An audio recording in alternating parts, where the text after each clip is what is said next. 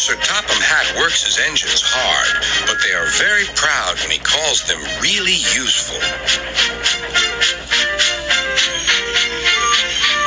I'm going to the scrapyard today, Edward called to Thomas. What, already? You're not that old, replied Thomas cheekily. Thomas was only teasing.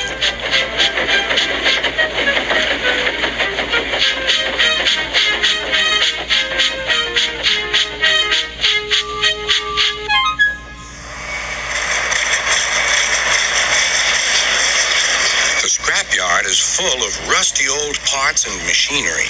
They're broken into pieces, loaded into cars, and Edward pulls them to the steelworks where they are melted down and used again.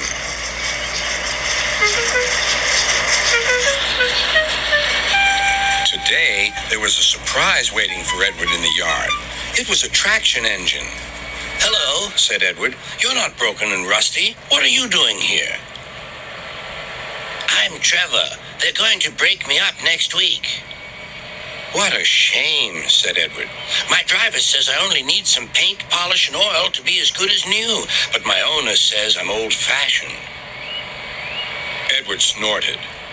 "People say I'm old-fashioned, but I don't care. Sir Topham Hatt says I'm a useful engine. What work did you do?"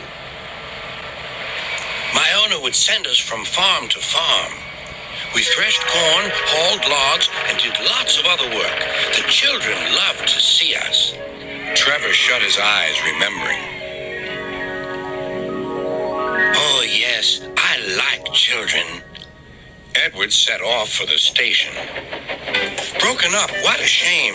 Broken up, what a shame. I must help Trevor. I must."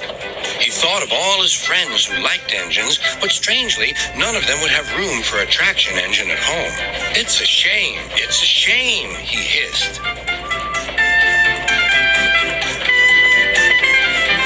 Then, beep, beep. Why didn't I think of him before? There on the platform was the very person.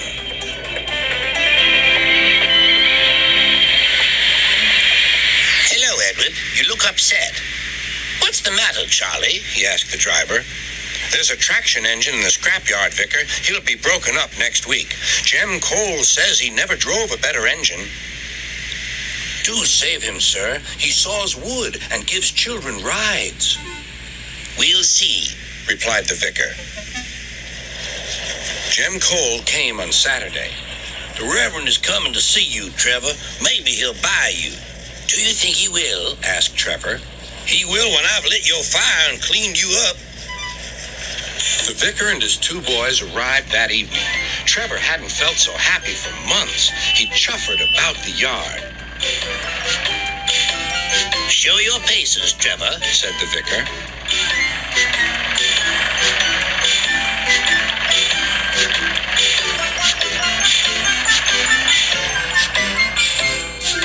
Later, he came out of the office smiling. "I've got him cheap, Jem, cheap." "Do you hear that, Trevor?" cried Jem. "The Reverend saved you, and you live at the vicarage now." "Beep, beep," whistled Trevor. Now Trevor's home is in the vicarage orchard, and he sees Edward every day.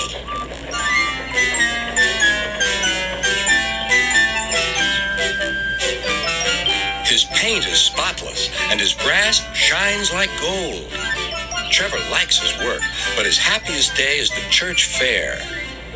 With a wooden seat bolted to his bunker, he chuffers round the orchard, giving rides to children.